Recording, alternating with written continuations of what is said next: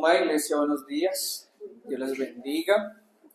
Vamos a orar para la predicación y la enseñanza de esta mañana y luego iremos a la palabra del Señor. Quiero invitarle que ore conmigo. Padre, te damos gracias, Señor, por el momento que nos regalas en esta ocasión. Te damos gracias por tu día santo, por permitirnos, Señor, un tiempo para reunirnos como tu congregación con la esperanza de poder adorarte en esta mañana, en especial ahora que nos acercaremos a tu palabra. Bendice, Señor, la predicación de tu palabra, Señor. Ayúdanos a entender estos temas tan importantes, Señor, como lo es conocerte, conocer lo que eres, conocer lo que has decidido ser, Señor. Haz que estas verdades que hemos venido estudiando impacten nuestra vida, transformen nuestro carácter delante de ti, Señor, y nos transformen de gloria en gloria, a la medida de la estatura del varón perfecto, tu Santo Hijo Jesucristo. Déjanos acercarnos esta mañana con reverencia, con amor ante tu palabra, y danos, Señor, dones preciosos para poder ser edificados. Ayuda al que predica, al que enseña, Señor, y también al que escucha. A todos nosotros, danos de tu Santo Espíritu, para que tu palabra, Señor, haya en nosotros buen terreno de fruto, y entonces seamos hacedores de tu palabra y no solo oidores. Por tu Santo Hijo Jesús rogamos esto. Amén. Amados hermanos, una de las frases quizás de las más conocidas de Martín Lutero, es una que le dijo a uno de sus detractores, a Erasmo, por allá en el año 1525. Él pronunció una frase y él decía: Erasmo, tus pensamientos acerca de Dios son muy humanos. Esto lo dijo en relación a que estaba rebajando a Dios, estaba atacando la soberanía de Dios en cuanto a la salvación. Y si bien lo dijo en este contexto en cuanto a la salvación, es también el problema de nosotros, de la iglesia en el día de hoy. Una de las realidades espirituales que se ha convertido en una tragedia para la vida de la iglesia es precisamente en que muchos hablan de Dios, pero conciben a Dios demasiado pequeño.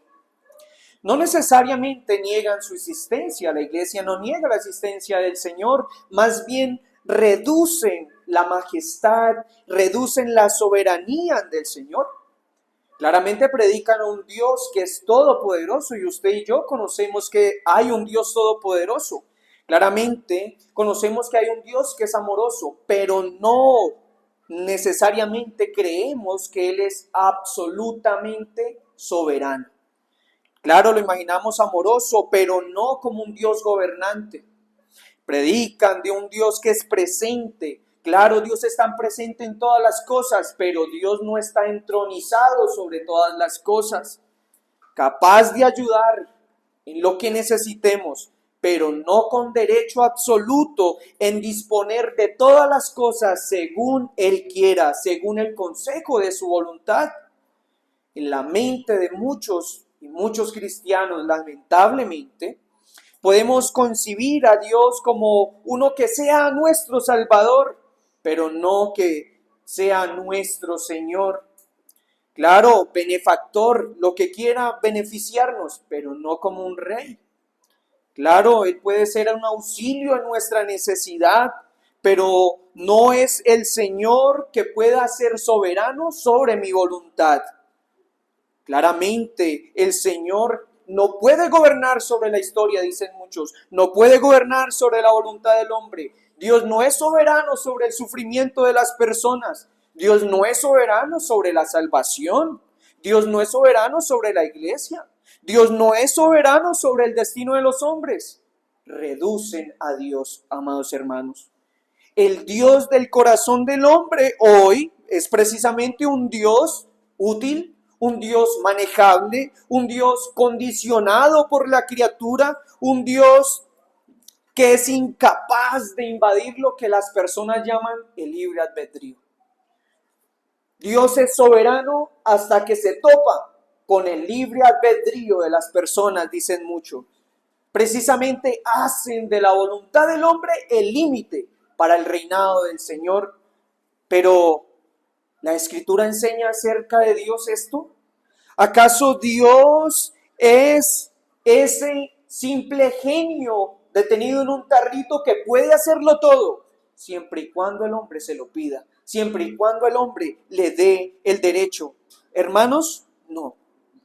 Ese Dios no es el Dios de Isaac, no es el Dios de Jacob, no es el Dios y Padre de nuestro Señor Jesucristo.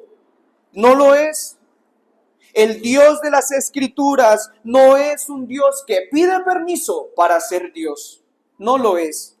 El Dios de las Escrituras no gobierna parcialmente. El Dios de las Escrituras no está esperando que la historia le dé una oportunidad para él poder intervenir. No, amados hermanos. Por el contrario, veamos lo que dice Isaías capítulo 46, del versículo 9 al 10. Isaías 46, versículo 9 y 10, el Señor declara una verdad. El Señor, está en capítulos anteriores, habla de un rey, de Ciro. El Señor declara que va a poner un rey poderoso. Pero ¿por qué el Señor lo va a hacer? Y Él da cumplimiento a esas profecías 200 años después. ¿Cómo Dios puede hacer que la historia se amolde a esto que Él había profetizado? Bueno, mire lo que dice el Señor en Isaías. El Señor dice en el versículo 9 al 10, acordaos de las cosas pasadas desde los tiempos antiguos, porque yo soy Dios y no hay otro Dios y nada hay semejante a mí, que anuncio lo por venir desde el principio y desde la antigüedad lo que aún no era hecho. Que digo, mi consejo permanecerá y hará todo lo que quiero. Que llamo desde el oriente al ave y de la tierra lejana al varón de mi consejo.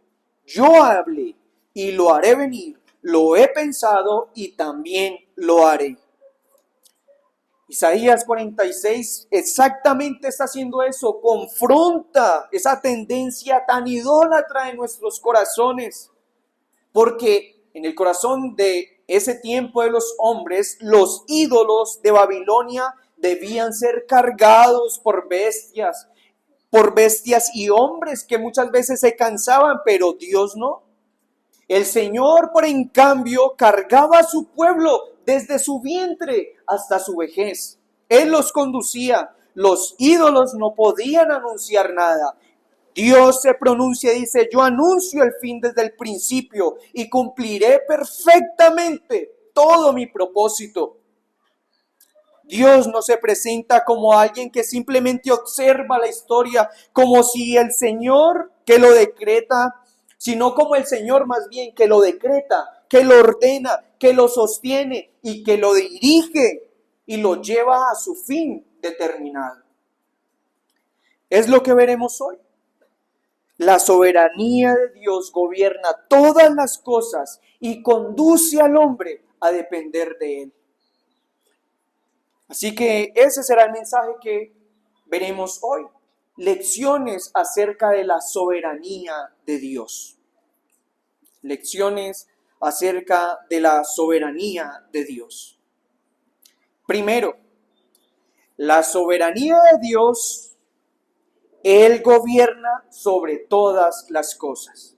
Primero, la soberanía de Dios, Él gobierna sobre todas las cosas. El teólogo Pink define la soberanía de Dios precisamente como el ejercicio de su supremacía.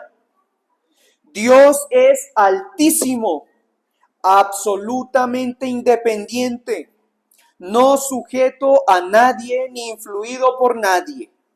Actúa como le agrada y nadie puede frustrar sus propósitos. ¿Qué significa entonces la soberanía de Dios o que Dios es soberano? Bueno, significa que Dios tiene derecho absoluto, autoridad absoluta y poder absoluto para gobernar sobre todo lo que existe. No es solamente que Dios puede hacer muchas cosas, como uno de sus atributos, Él es todopoderoso, no significa solo eso. Es que todo lo que existe le pertenece. Todo lo que existe depende de Él y está bajo su dominio. Como diría un teólogo puritano, el Señor tiene derecho de gobernar porque Él es el creador, el dueño y el sustentador de todas las cosas. De todas las cosas. Incluso el dominio humano, el dominio que nosotros a veces proclamamos, como el que le dio, por ejemplo, el Señor a Adán sobre la creación, ese dominio fue precisamente delegado por el Señor. Pero el dominio de Dios es original. El dominio de Dios es absoluto y es eterno. Mire lo que dice el Salmo 103, versículo 19.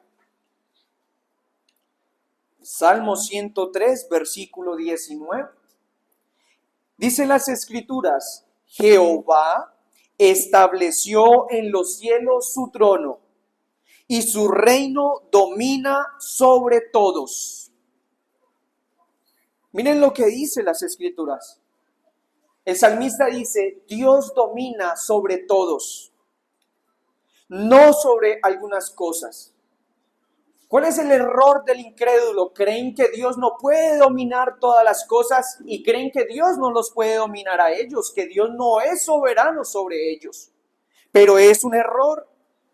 Dios domina sobre el creyente al igual que es supremo y domina sobre el impío.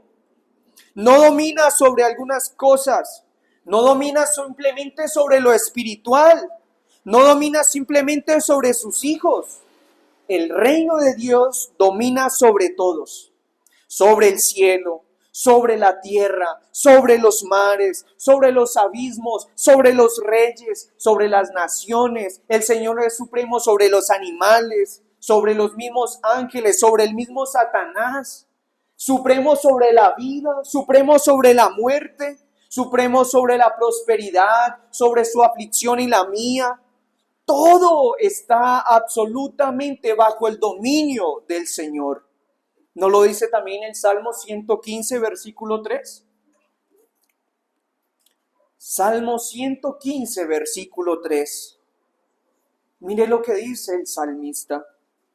Nuestro Dios está en los cielos. Todo lo que quiso, lo ha hecho. Salmo 115, versículo 3. Nuestro Dios está en los cielos. Todo lo que quiso ha hecho. Otro versículo que nos habla de esto, el Salmo 135, versículo 6. Salmo 135, versículo 6.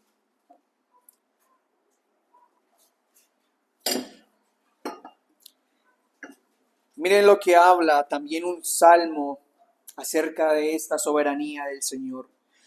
Todo lo que Jehová quiere, lo hace. En los cielos y en la tierra y en los mares y en todos los abismos. Miren, lo que hace la Escritura no es simplemente mostrarnos una soberanía decorativa, como hacen muchas personas. Muchas personas dicen: Dios es soberano sobre todas las cosas. Y cuando suceden las cosas, Dios no tuvo nada que ver con esas cosas. No, no es decorativo lo que la palabra nos muestra, es un dominio real. Esto no describe que Dios actúa de manera como si fuera caprichoso. No, Él por su santidad, Él es justo por su justicia, pero Él gobierna todas las cosas en base a sus atributos, pero reina sobre todas las cosas. Él no puede fallar en su soberanía. El Señor no es rey solo de nombre. El Señor es mi rey. Muchas veces se canta un famoso himno: el Señor es mi rey. Pero no lo es solo de nombre. Es rey de todas las cosas, ¿Por qué? Bueno, Él hace lo que quiere porque tiene el derecho de hacerlo. Él hace lo que quiere porque tiene la sabiduría para hacerlo. Él tiene el poder para hacerlo y tiene precisamente esa santidad para hacerlo sin una injusticia. Miren, hay muchas expresiones en la Escritura que muestran que Dios es soberano. Lo vemos, el mar rojo se dividió. La tierra abriendo su boca para devorar unos hombres que habían pecado en contra de Dios en desobediencia. El sol deteniéndose en medio de una batalla. Los cuervos yendo a alimentar al profeta del Señor. ¿Recuerdan el hacha que está sobre el agua? El hierro sale a flote. ¿Quién más sino el Señor que domina sobre todas las cosas? Los leones que debían devorar a Daniel no lo tocan. El fuego que debía consumir a los amigos de Daniel no los toca. No les hace ni un daño ni a su ropa. ¿Cuál es entonces el argumento de las Escrituras? Aún la materia inanimada, aún las criaturas irracionales obedecen los mandatos del Creador. La Escritura lo declara. Dios es soberano y la creación no es autónoma. El viento no es soberano. El mar no es soberano. Las enfermedades no lo son. Ni siquiera Satanás, que muchos ponen a Satanás casi igual a Dios, como uno capaz de frustrar los planes de Dios, no es soberano.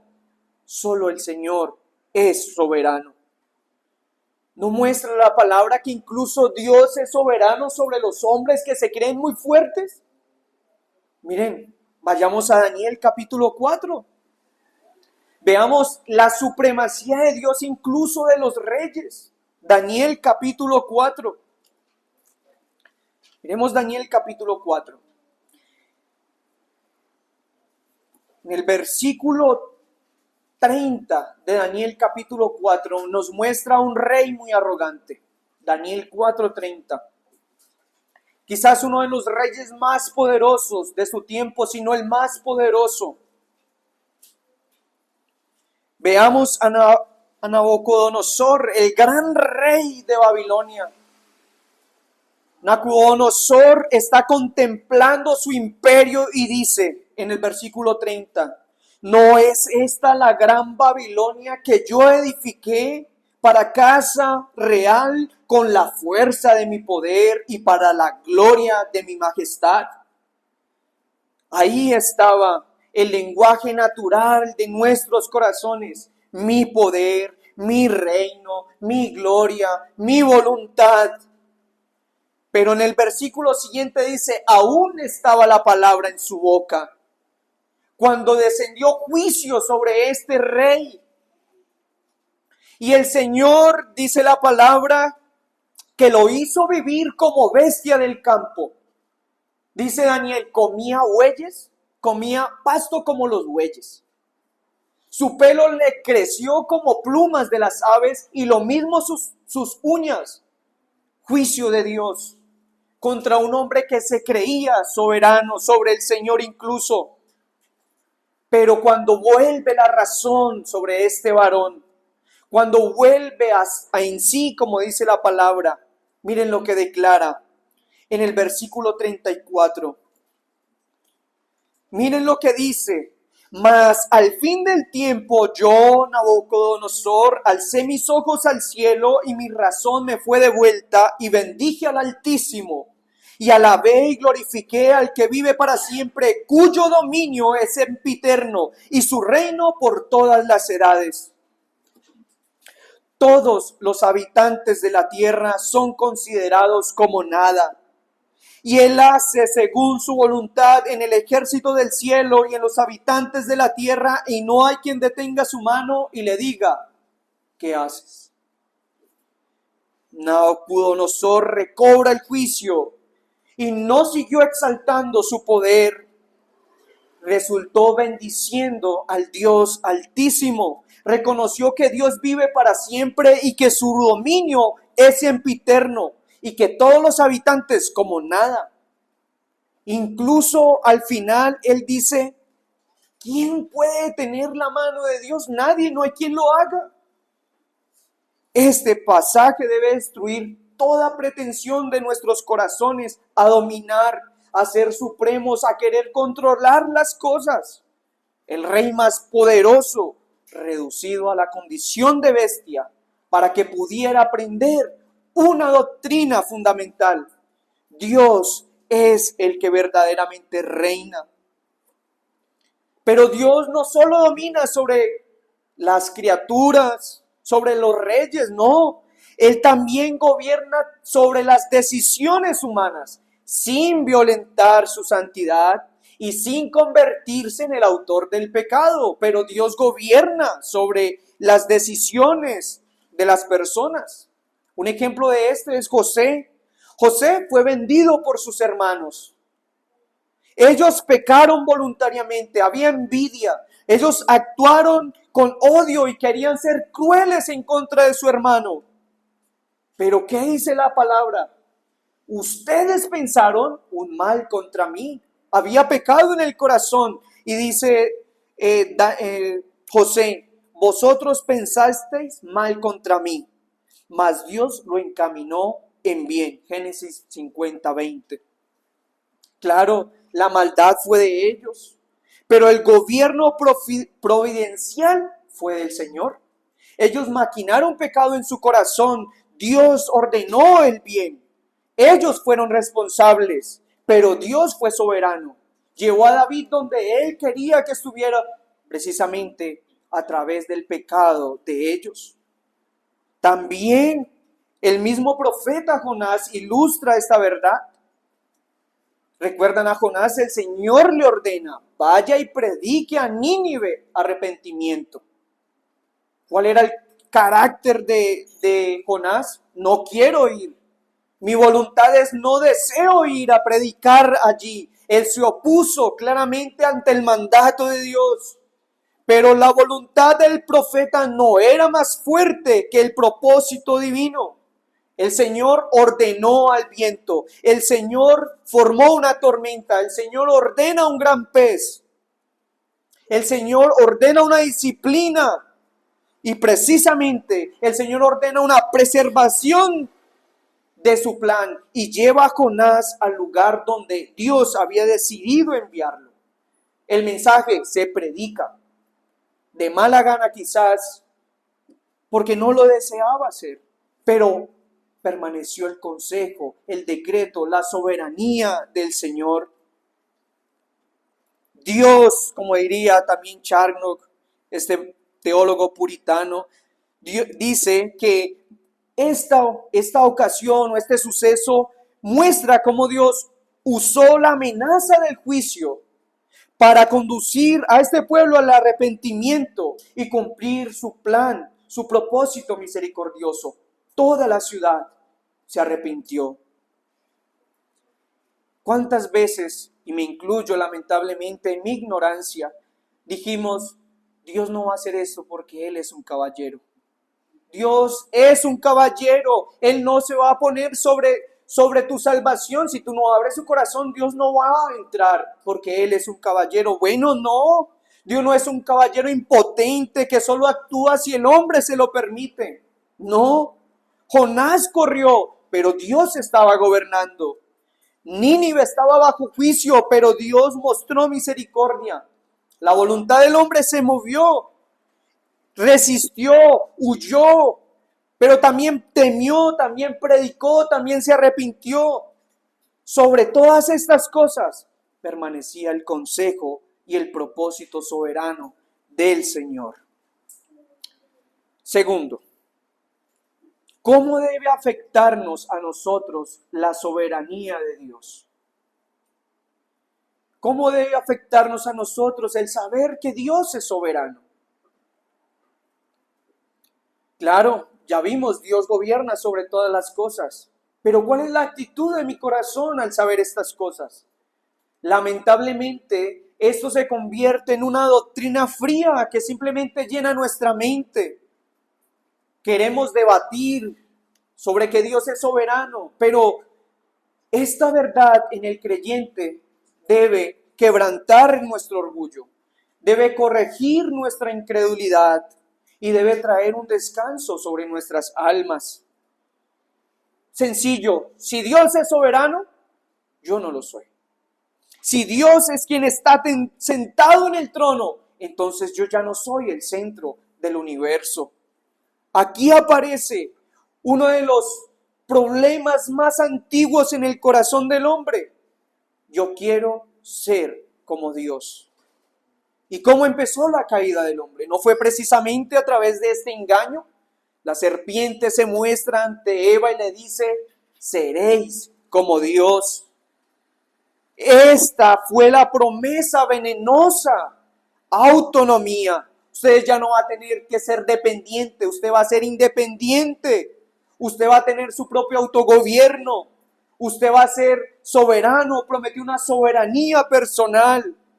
Y desde entonces este pecado no es solamente, o se convirtió no solamente en una desobediencia externa, es una revelación de nuestro corazón contra el dominio de Dios. El hombre no quiere ser una criatura dependiente. Quiere que Dios apruebe sus deseos. No escuchamos, no aceptaremos un no como respuesta. Es lo que yo declare, es lo que yo decrete. Quiere que Dios reine, claro, pero que no me contraríe.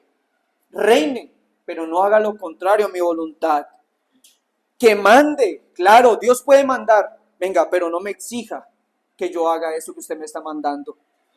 Que sea Señor, claro, sea Señor, pero mientras no toque mi voluntad. No, hermanos. Por eso también Charnock dice que despreciamos el dominio de Dios cuando le damos servicio externo, pero le negamos nuestro corazón. Claro, podemos honrarlo, dice el teólogo, con labios, con rodillas, con manos, pero podemos excluir el dominio de Dios de nuestras almas. Esto convierte a Dios en la práctica nuestra cuando vivimos desobedeciéndole en un Señor insignificante, en un rey que da leyes, ordenanzas y un pueblo desobediente. Porque aún nosotros los cristianos podemos en medio del temor, en medio de la aflicción, muchas veces vivir como si Dios hubiera dejado de gobernar. Confesar que Dios reina lo podemos hacer, pero ¿cómo nos inquietamos cuando no entendemos su providencia? Decimos que Él es sabio, pero ¿cómo nuestro corazón cuestiona sus caminos cuando estos están contradiciendo nuestros deseos? ¿Cómo la duda? Mire, la duda no siempre niega a Dios, abiertamente no lo hace, pero muchas veces lo disminuye en la práctica. Empezamos a actuar como si Dios o como si ciertas circunstancias estuvieran fuera de su control, o como si su providencia hubiera dejado de ser buena y hubiera dejado de ser sabia. ¿No se vio esto precisamente cuando los discípulos están en el arca con el Señor Jesucristo y viene esta gran tormenta? ¿Qué hubo en el corazón de los discípulos? Miedo. Había una gran tormenta, gran temor en sus corazones por el viento que asolaba su barca. Llaman al Señor, pero cuando Cristo reprende el viento, cuando Cristo muestra su soberanía sobre el mar, su temor fue aún mayor, porque entendieron quién era que realmente estaba delante de ellos, el Señor soberano, a quien la misma creación le obedece. ¿No pasa lo mismo con Job? Mire, Job ha sido uno de los libros más malinterpretados, donde más mala exégesis y más bien exégesis se ha hecho con este libro. ¿Cuántas veces no hemos escuchado hablar de cuando las personas hablan de Job y ven a personas en circunstancias malas, problemas económicos sobre todo, lamentablemente? Y le dicen, Dios le está quitando a usted porque le va a dar el doble. Porque lo llevan del primer capítulo al último y donde el Señor le da el doble y le da nietos y le alarga la vida. Y dice, mire, Dios le quitó, pero después le dio el doble. Pero no es la gloria principal de este libro. Miren, el punto más alto no está en la restitución de los bienes, sino en la revelación de Dios a Job. Job no necesitaba simplemente que el Señor le devolviera sus bienes o recuperarlos. Lo que Job necesitaba era ver la supremacía del Señor. ¿No es lo que hace el Señor? Cuando el Señor decide responderle a Job, no le explica cada detalle de lo que estaba viviendo. El Señor no le da un detalle minucioso de sus sufrimientos, no. No le revela toda esa escena celestial a la que nosotros tenemos acceso en la palabra, no. ¿Qué hace el Señor? El Señor le muestra quién es Él. Miren lo que dice la palabra, voy a dar un par de versículos. Miren, por ejemplo, lo que dice Job 38:4. Dice el Señor, lo voy a leer. ¿Dónde estabas tú cuando yo fundaba la tierra? O por ejemplo, en el versículo 12 de Job 38. ¿Has mandado tú a la mañana en sus días? O por ejemplo, en el versículo 13 del capítulo 39. ¿Diste tú hermosas alas al pavo real? ¿Sacarás tú a Leviatán con anzuelo? En estos capítulos Dios demuestra su soberanía a Job. Porque Job decía cosas como que si yo estuviera enfrente de él, yo me justificaría. Ojalá pudiera estar frente a él. Bueno, Dios lleva a Job precisamente a contemplar la creación, los mares, los cielos, los animales, las fuerzas que el hombre no puede controlar. ¿Y cuál es el resultado? ¿Cuál es el resultado? Bueno, una adoración humillada. Mire lo que dice Job 42, versículo 2 en adelante. Job, después de esta escena, dice, yo conozco que todo lo puedes. Yo conozco que todo lo puedes y que no hay pensamiento que se esconda de ti. De oídos te había oído, mas ahora mis ojos te ven, por tanto me aborrezco y me arrepiento en polvo y ceniza. Este ha de ser el efecto correcto cuando nosotros vemos la soberanía del Señor. Humillación, reverencia, arrepentimiento, descanso. Job no termina simplemente diciendo, yo recibí el doble de lo que había perdido. No, él terminó diciendo, ahora mis ojos te ven. El propósito profundo de Dios en medio de las aflicciones no es simplemente devolver la comodidad, sino formar en nosotros un corazón que le vea tal y como es. Claro, el Señor envía penas, aflicciones, pero Él también es fe incluso cuando nos da alegrías. La vara del Señor nunca cae sin una razón. Las aflicciones que el Señor envía a nosotros, bueno, forman parte también de ese pacto de amor para nosotros. Recuerde lo que dice Romanos 8:28. Todas las cosas nos ayudan para bien. ¿A quiénes? A los que aman a Dios. ¿Por qué? ¿Por qué las cosas? ¿Qué propósito hay? ¿Cómo que Dios es soberano y gobierna y domina sobre esas cosas? ¿Por qué lo haría? Bueno, el versículo siguiente lo dice. Para que usted, el cristiano, sea formado a imagen de Cristo. Dios usa la aflicción, la pérdida, la oposición, la enfermedad. Dios usa la espera, Dios usa la disciplina, precisamente incluso la maldad de otros para formar en nosotros el carácter de sus hijos, de su Hijo Jesucristo. Lo vemos cuando a nosotros se nos oponen, se burlan de nosotros, cuando hay un compañero en su trabajo, un familiar, cuando su misma familia se opone, son la maldad en su corazón. Dios gobernando soberanamente eso para trabajar nuestro carácter. Es el plan del Señor. Pero no se queda ahí. La soberanía del Señor se muestra más claramente en la salvación precisamente. La soberanía de Dios nos lleva a Cristo y nos lleva a la salvación. Miren, la palabra de Dios muestra precisamente que, claro, la soberanía de Dios en la creación, a través de la historia, en las naciones, en la providencia, pero alcanza su manifestación más gloriosa en Jesucristo y en la salvación de los pecadores. Cristo no es presentado en la Escritura como un Salvador débil que está esperando que el hombre le permita salvarlo. No, es el Señor Jesucristo, el Hijo eterno, el Rey de gloria. Es el Señor resucitado, aquel a quien el Señor, el Padre, le ha dado potestad, toda potestad en el cielo y en la tierra. Los evangelios muestran la autoridad soberana del Señor constantemente. No es el Señor Jesucristo en los evangelios quien manda sobre los demonios y estos tienen que salir. El Señor Jesucristo es soberano sobre la enfermedad. Él manda la enfermedad y la enfermedad desaparece. Manda sobre el viento y el mar y estos le obedecen.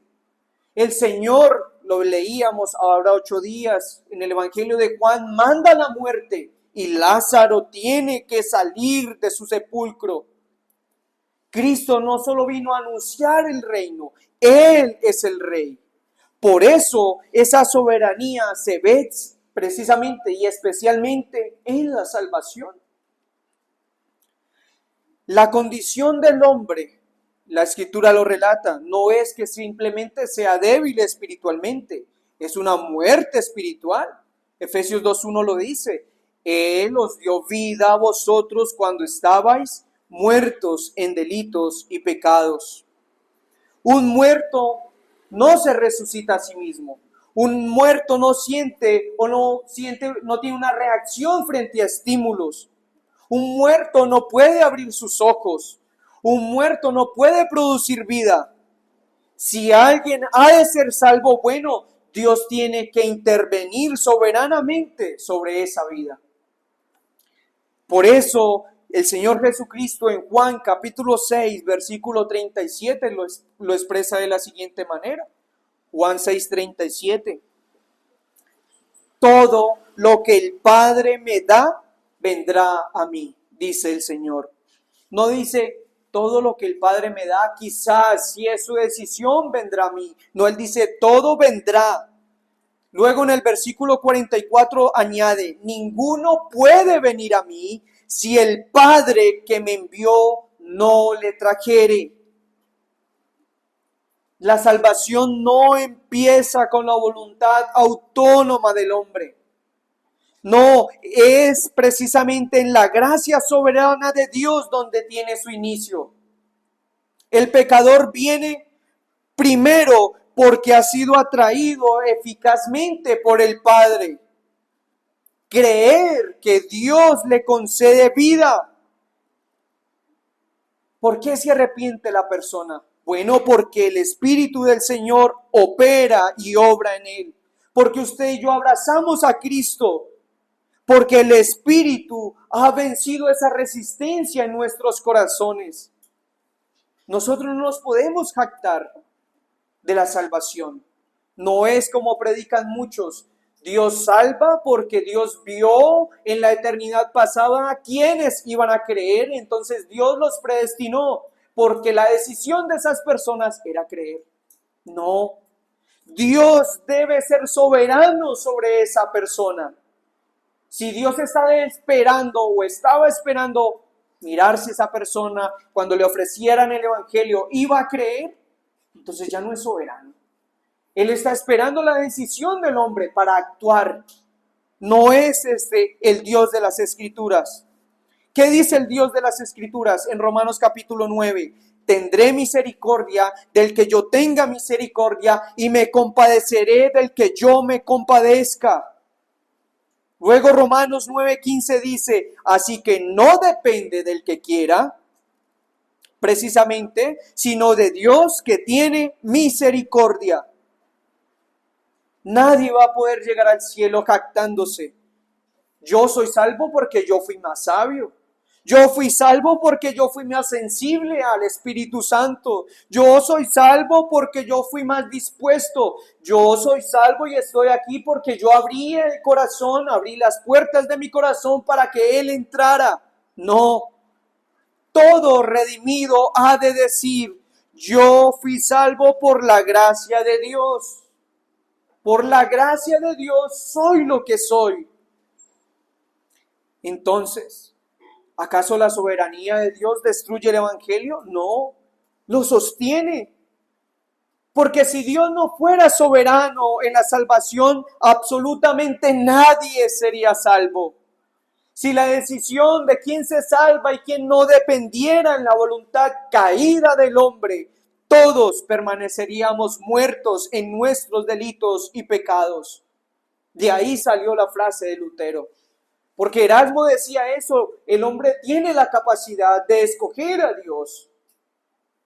Pero Lutero defendía la soberanía de Dios en uno de sus escritos, Esclavitud de la Voluntad. No, tiene que ser Dios. Usted está haciendo Dios demasiado pequeño. Surgieron libros en base a esta frase de Lutero. Libros como que su Dios es muy pequeño. Porque rebajan a Dios. Dios no puede ser soberano. Él no puede escoger quiénes se salvan y quiénes no. Gracias a Dios que Él escoge. Porque si no, el destino de todos sería el mismo. La perdición. Dios, que es rico en misericordia, Él elige dar vida, Él llama eficazmente, es Él el que abre el corazón, es Él el que ilumina el entendimiento, es Él el que concede arrepentimiento, Él es el que regala la fe, Él es el que justifica, Él es quien santifica, Él es quien preserva y Él es el que glorifica, Él es soberano. ¿Por qué la salvación es segura? Bueno, no lo es porque descansa en nuestras fuerzas. Descansa porque Dios es soberano, tiene un propósito eterno y como es soberano y tiene el poder para hacerlo, bueno, a los que antes conoció, a estos predestinó. A los que predestina, los justifica, los santifica y los glorifica. Porque Él puede hacerlo. Amados hermanos, los decretos de Dios son eternos, son sabios, son libres, son absolutos e incondicionales, como diría otro teólogo. Cristo es la manifestación suprema de la soberanía de Dios. Incluso la cruz de Cristo no fue accidental. La cruz de Cristo, el cumplimiento del propósito eterno de Dios. Es la soberanía de Dios lo que debe ser central en su vida. Obedezca al Señor. Él es el Rey, no nosotros. La soberanía de Dios no es una idea lejana. La soberanía de Dios termina en Cristo crucificado, Cristo resucitado, Cristo reinando. La soberanía de Dios en la salvación termina en pecadores, nosotros siendo llamados cuando estábamos muertos, eficazmente llamados a vida nueva. ¿Cómo termina la soberanía de Dios? Bueno, termina en una iglesia que es preservada por gracia y termina en toda rodilla doblándose delante del Señor Jesucristo. ¿Cómo actúa usted ante la soberanía de Dios? ¿Acaso esta doctrina trae paz a su corazón? Debería, amado hermano. Claro, no es que la vida sea fácil. No, la vida no es fácil, pero Dios reina. Dios gobierna. Puede que no entendamos las providencias del Señor, pero entienda, su consejo permanecerá. Él hará exactamente lo que quiere hacer. No fue esta doctrina y no es para alimentar discusiones frías, no. Esto debe producir en usted y en mí adoración, humildad, confianza. Ponga a Dios donde debe estar, reinando sobre su familia, sobre su corazón. No diga, Señor, si no le va a obedecer. Deje que Él sea el Señor de su vida. Deje de vivir con autosuficiencia. Abandone su autosuficiencia. Deje de vivir como si usted fuera su Dios. Deje de vivir como si usted fuera el centro de todas las cosas. Como que con su palabra puede crear las cosas y llamar las cosas para su vida. No. Deje de creer que usted puede tomar la decisión de ser o no ser salvo. No, corra al Señor para que le salve Él soberanamente.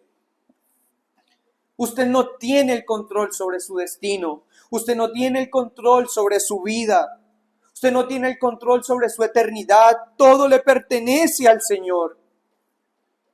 Usted no puede ser soberano sobre su salvación, entonces venga a Cristo para que lo salve. Nadie más lo va a salvar. Por eso el llamado de esta mañana no es a que usted negocie con Dios, es a que usted se rinda delante del Señor. No siga defendiendo el pequeño trono del yo, caiga a los pies del Rey. El Dios que dice, mi consejo permanecerá y haré todo lo que quiere, es también el mismo Dios que llama a los pecadores a venir a Cristo.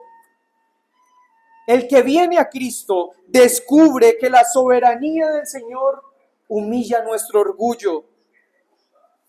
Pero esa misma soberanía es la que nos ha preservado, es la que asegura nuestra salvación, es la que sostiene nuestra vida, es la que gobierna nuestras lágrimas. Y es también la soberanía y la supremacía de Dios la que nos llevará finalmente a la gloria. ¿Se esfuerza usted por conocer a ese Dios soberano y también por obedecer a ese Dios soberano? Porque sea en esta vida o sea en la otra vida, toda rodilla se va a doblar. Toda rodilla le verá tal y como es, con su corona, sus ojos de fuego, con la espada saliendo de su boca.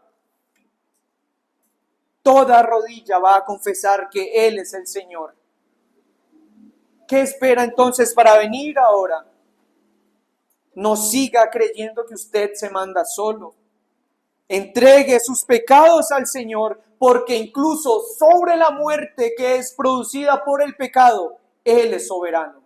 Usted y yo moriremos. Lamentablemente este cuerpo va a morir, pero porque Cristo es soberano y venció la muerte, también ha prometido que vamos a resucitar.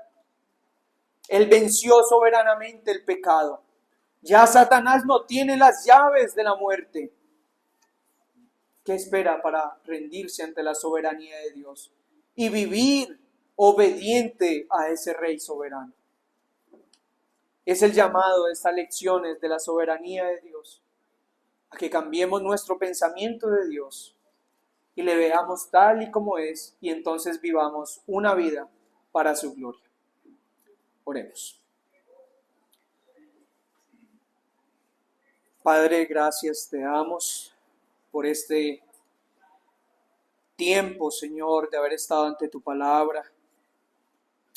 Señor, queremos pedirte perdón primero por nuestra incredulidad, Señor, y por querer muchas veces gobernar nosotros en nuestras vidas, por no querer obedecerte, Señor de los cielos, y por no verte tal y como eres, Rey soberano sobre todas las cosas. Trae a nosotros arrepentimiento, pero un arrepentimiento verdadero, Señor. Y pon en nosotros, según tu voluntad, el querer y el hacer. Porque no hay nada, Señor, que escape de tu control. Llámanos hoy a vivir en dependencia de ti, Señor. Entregar nuestros problemas, nuestras aflicciones ante ti, que como dice el apóstol, tú tienes cuidado de nosotros. Tú eres soberano sobre todo. Enséñanos a vivir sumergidos en tu palabra hasta descubrir estas cosas. Gracias por ser soberano, por reinar todas las cosas, el destino de todas las cosas conforme a tu voluntad. Gracias, Señor. Salva, Señor, a muchos, a los que creen ser dueños de sus vidas, a los que viven su vida como si ellos fueran el dueño de todo lo que existe. Humilla, Señor, y trae salvación. Para la gloria de tu nombre, por Cristo Jesús lo rogamos. Amén.